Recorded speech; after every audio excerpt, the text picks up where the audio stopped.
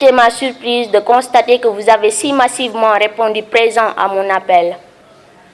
Je vous en remercie et j'espère ne pas avoir à vous décevoir un seul instant. Permettez-moi, Excellence, de me présenter. Je me nomme Maty Seck, étudiante en première année de sciences juridiques et politiques.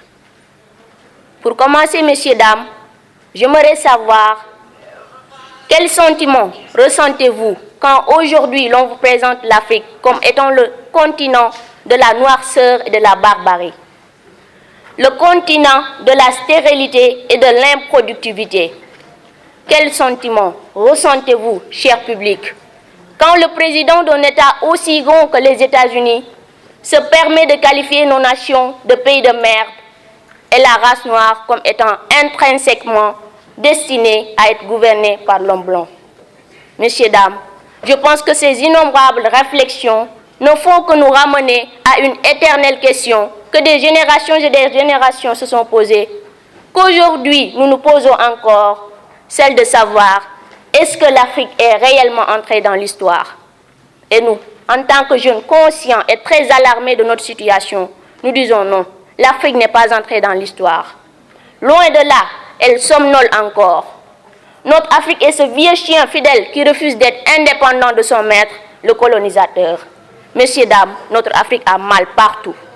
Osons le dire et soyons réalistes. Si Donald Trump s'est permis de dire de nos nations qu'elles sont des pays de merde, c'est que nos circonstances lui permettent de s'en justifier aisément. Alors vous demandez-vous certainement pourquoi. Et là, je vous réponds par une autre interrogation. Qu'est-ce que l'homme noir a fait pour l'humanité pour justement mériter qu'on dise de lui qu'il est entré dans l'histoire? Là où Yuri Gagarin a été le premier à visiter l'espace, là où Neil Armstrong a été le premier à marcher sur la Lune, qu'est-ce que nous, Africains, nous avons fait pour l'humanité? Ne me dites pas que Cheikh Anta Diop a découvert le carbone 14. Ne me dites non plus pas que l'Afrique est le berceau de l'humanité. Car je trouve cela lamentable qu'après des années, on n'ait que ces vieux exemples puérils et répétitifs à nous donner. Là où l'Occident ne cesse d'innover et d'accentuer ses découvertes sans cesse adaptées à notre vie et lui apportant une valeur ajoutée.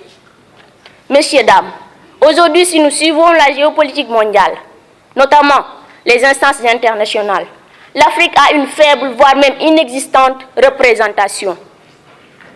À cela s'ajoute que lorsque nos dirigeants vont nous représenter dans les conférences internationales, ils ont ce complexe d'infériorité-là qui leur empêche d'affronter librement l'homme blanc.